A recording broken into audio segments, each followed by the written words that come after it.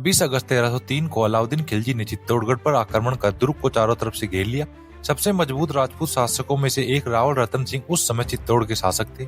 इस युद्ध में चित्तौड़गढ़ के शासक रावल साका का अस्तित्व समाप्त हो गया, क्योंकि वे सभी युद्ध करते हुए वीरगति को प्राप्त हुए और इस तरह अंत में चित्तौड़गढ़ पर खिलजी का कब्जा हुआ। ये कहानी यहाँ खत्म नहीं होती, बल्कि इस युद्ध की गत परिस्थितियों की पृष्ठभूमि में एक ऐसा योद्धा तैयार हो रहा था जिसने मेवाड़ को शत्रुओं के हाथ से आजाद करवाया और जिन्होंने दिल्ली सल्तनत के सुल्तान मोहम्मद बिन तुगलक को अपमानजनक तरीके से हराकर उसे 3 महीनों तक कैद में रखा और राजपूतों की वादा भूमि यानी चित्तौड़गढ़ को वापस हासिल किया और चित्तौड़ के सिंहासन पर आसीन हुए, जिसे संसार राणा हमीर के नाम से जानता है। ये राणा लक्ष्मण सिंह के सबसे बड़े पुत्र हरि सिंह के पुत्र थे। नमस्कार दोस्तों, आपका स्वागत है मेरी YouTube वीडियो सीरीज प्रमुख भारतीय युद्ध के एक और वीडियो में। तो कौन थे राणा हमीर सिंह, जिन्होंने दिल्ली के सुल्तान मोहम्मद बिन तुगलक को अपमानजनक तरीके से सिंगोली के युद्ध में हराकर बंदी बना लिया था, और क्यों सिंगोली के युद्ध और राणा हमीर सिंह का इतिहास वर्तमान भारतीय इतिहास के पन्नों से गायब है, जानते हैं ये सब इस वीडियो में। 1303 ईस्वी में चित्तौड़ के साके के बाद रतन सिंह रावल साका के आखिरी राजा थे। फिर उसके बाद मेवाड़ पर राणा साका का शासन आता है, जो वर्तमान समय तक जारी है। पर पहले जानते हैं मेवाड़ की रावल साका और राणा साका के बारे में। दरअसल मेवाड़ पर हमेशा से ही गुहिल वंश के राजपूत राजा और उनके भाई मिलकर राज करते थे। जो भाई राजा नहीं बनते थे वे राजा के सामंत मुख्य सेनापति के रूप में काम करते थे। इनकी खुद की जागीरें हुआ करती थी और ये जागीरें मेवाड़ के मुख्य ठिकाने हुआ करते थे। 1165 ईस्वी में रावल कर्ण सिंह ने अपने एक पुत्र सेम सिंह को मेवाड़ का राजा बनाया। इस तरह वे कहलाने लगे रावल सेम सिंह, और दूसरे पुत्र रेपा ने सिसोदा गांव में जाकर राणा की उपाधि ली और वे बन गए राणा रेपा और मेवाड़ के सामंत के रूप में मेवाड़ के रावल का सहयोग किया। यहीं से मेवाड़ राज्य की 2 शाखाएं चली और सिसोदा गांव में होने के कारण ये सिसोदिया शाखा के कहलाने लगे। 1303 ईस्वी में सिसोदा के राणा लक्ष्मण सिंह सिसोदिया अपने पुत्रों के साथ चित्तौड़ की रक्षा के लिए खिलजी की सेना के खिलाफ चित्तौड़ की सेना में सम्मिलित हो गए और अपने 7 पुत्रों के साथ युद्ध करते हुए वीर क्षत्रिय की भांति वीरगति को प्राप्त हुए। पर लक्ष्मण सिंह के सबसे छोटे पुत्र अजय सिंह घायल अवस्था में कैसे भी बचकर सिसोदा पहुंच गए थे। पर इस युद्ध में लक्ष्मण सिंह के ज्येष्ठ पुत्र हरि सिंह भी अपने अन्य भाइयों के साथ वीरगति को प्राप्त हो गए थे। हरि सिंह के पुत्र ही राणा हमीर सिंह सिसोदिया थे।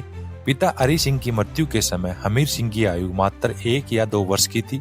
इसके बाद अजय सिंह सिसोदा के राणा बन गए और हमीर सिंह को बचाने के लिए केलवाड़ा ले गए। राणा हमीर सिंह का पालन पोषण अजय सिंह ने किया, जिन्होंने उन्हें राजपूत युद्ध शैली में प्रशिक्षित किया। इसी समय अजय सिंह ने गोरिल्ला युद्ध के माध्यम से दिल्ली सल्तनत के खिलाफ अपना संघर्ष जारी रखा। 1319-20 ईस्वी के आसपास मुंजा बलेचा नाम के एक लुटेरे ने चारों तरफ हाहाकार मचा रखा था।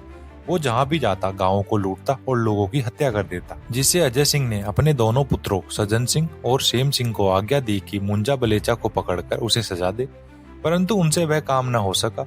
इस पर अजय सिंह ने अपने भतीजे हमीर सिंह को वह काम सौंपा, जिनकी उम्र तो उस समय कम थी पर वे साहसी और वीर प्रकृति के थे। हमीर ने मुंजा को मार डाला, उसका सिर काटकर अपने चाचा के सामने ला रखा। हमीर की इस वीरता को देखकर अजय सिंह बहुत प्रसन्न हुआ और अपने बड़े भाई का पुत्र होने के कारण अपने ठिकाने का वास्तविक अधिकारी भी वही है, यह सोचकर उसने मुंजा के रुधिर से तिलक कर उसी को अपना उत्तराधिकारी घोषित किया। इस पर अजय सिंह के दोनों पुत्र सज्जन सिंह और सेम सिंह अप्रसन्न होकर दक्षिण में महाराष्ट्र चले गए। मेवाड़ के ख्यातों के कथा अनुसार इन्हीं सज्जन सिंह के वंश में मराठा राज्य को स्थापित करने वाले प्रसिद्ध वीर महाराज छत्रपति शिवाजी उत्पन्न हुए। 1320 ईस्वी में अजय सिंह की मृत्यु के पश्चात हमीर सिंह सिसोदा के राणा बनते हैं। राणा हमीर सिसोदा की एक छोटी जागीर का स्वामी होने पर बड़ा वीर, साहसी, निर्भीक और अपने कुल गौरव का अभिमान रखने वाला युवा पुरुष था।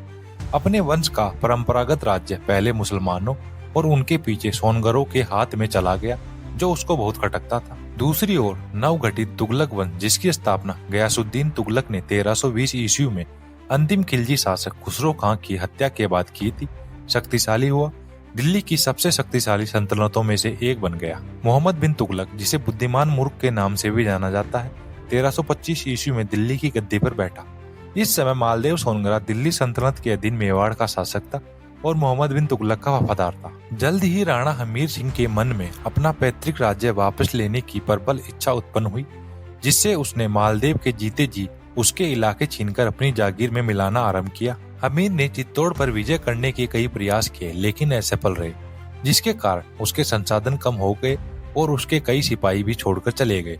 हमीर अपने आदमियों को आराम देने और फिर से संगठित होने की इच्छा से आक्रमणों को बंद कर और अपने शेष सिपाहियों के साथ द्वारका की तीर्थ यात्रा पर निकल पड़े। रास्ते में उन्होंने गुजरात में चारणों के खोड़ गांव में डेरा डाला, जहां एक प्रसिद्ध रहस्यवादी चारण महिला आई बिरवाड़ी रहती थी, जिन्हें हिंगलाज का अवतार माना जाता था। हमीर ने उनसे आशीर्वाद की याचना की और अपनी चित्तौड़ पर आक्रमण की असफलताओं का वर्णन किया, जिस पर देवी ने उन्हें मेवाड़ लौटने और एक और हमले की तैयारी करने की सलाह दी।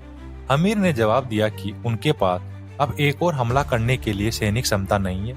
देवी बिरवड़ी ने उन्हें आश्वासन दिया कि उनका पुत्र बारूजी उनकी सहायता के लिए मेवाड़ आएगा। इन शब्दों ने महाराणा पर गहरी छाप छोड़ी और वे तुरंत केलवाड़ा लौट आए। कुछ ही दिनों में बारूजी, जो घोड़ों के एक धनी व्यापारी थे, अपने 500 घोड़ों के एक बड़े कारवा के साथ केलवाड़ा पहुंचे।